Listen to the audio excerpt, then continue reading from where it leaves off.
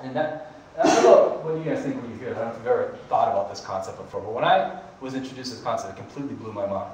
Because again, I was educated in institutions. I went to Harvard and Yale, and that's like, it's progress, right? It's like you go to these institutions and you move up in the world, and it's fair. There's opportunity for everybody, particularly in the United States. But to think about the fact that you cannot have, in the way our world is developed, I don't know how it's possible in other societies or how it's possible in the future, but the way the industrial and capitalist economy has developed since the 18th century, right? To have rich people, you need to have poor people, right? To have developed people, you need to have underdeveloped people. It's based on, on really taking and using certain people as raw materials and resources. So I think human resources is kind of like, it's one of these things where it comes into parlance and it really is more true than you would actually imagine, right? Because that's what we are. And increasingly in the United States, as industries and corporations become more powerful, right, and people become less powerful, you become more raw materials. And I know as teachers, you must feel like that, right? And because basically, you're churning out students who are going out into the world, right?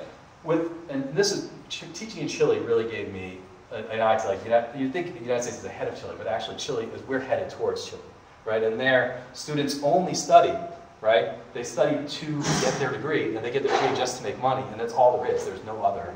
And people who teach English, they're housewives, right? Because you can't make a real money there, and it's a woman's profession, it's women's work. You don't really, it's not a thing that's serious people. And I dated a woman there who thought I was not ambitious. I was like a joke because I wanted to be a teacher, right? And because I wanted to study race. She thought, "What? Aren't you ambitious? You should want to make money, right?"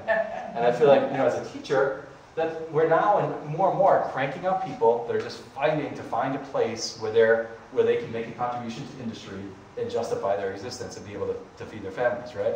And again, that's the way I felt as a teacher. I felt like I was a human resource being expended, right?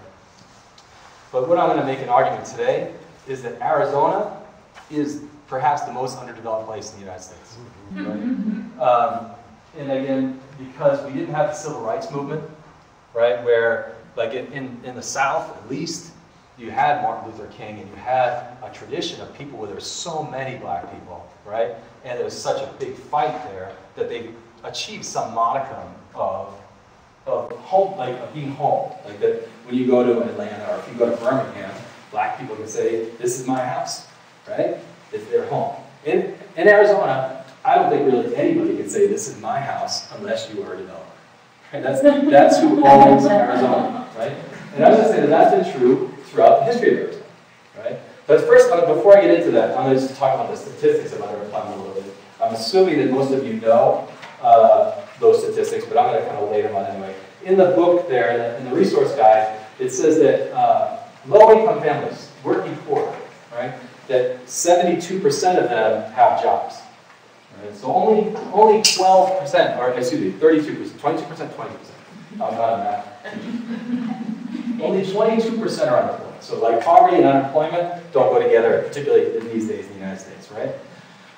And what's more is that those 72%, the average work week for those, the average work production is 2,552 hours per year, right? And so the average work week, a full-time job is 2,000 hours, pretty much, right? And so 2,000, that's a job in 1 quarter, right? If you were working in a unionized factory in 1950, if you had a job and a quarter's worth of work, you could pay for your whole family. Your wife didn't have to work, you had a home, you had a car, right? That doesn't happen anymore. Now, if you have a job and a half worth of work, you're working for, right? You're not saving for the future first. That's the first thing that goes. You're not saving for your kids' retirement, and maybe you don't have health care. That's the kind of order that things go in, right? Your food, your shelter, your health care, you save for your kids' college, and you save for retirement. I'm starting to realize this with a 6-year-old and a 3-year-old. Yeah. And so in Arizona, though, the numbers are maybe even worse. Right? And so case, again, if you go to our website, one of the things that we do is we provide a yearly report, but generally all of our reports are about underemployment and the situation of underemployment in Arizona.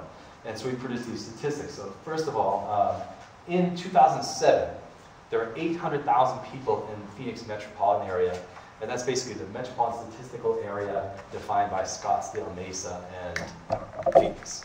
And I think that's, you have to look at the report, and if you are better with documentation than I am, maybe you can figure it out better or not. But generally, metropolitan Phoenix. So there's 800,000 people that are living at or below 200% of the poverty line, right? So the poverty line today, not 2007, but today, is $11,000 for a family, for an individual, $22,000 for a family of 4, right? So if you're living at 200% of the poverty line, that is $22,000 for an individual or $44,000 for a family of 4, right? So, but the reason we use 200% of the poverty line is you still qualify for some forms of public assistance.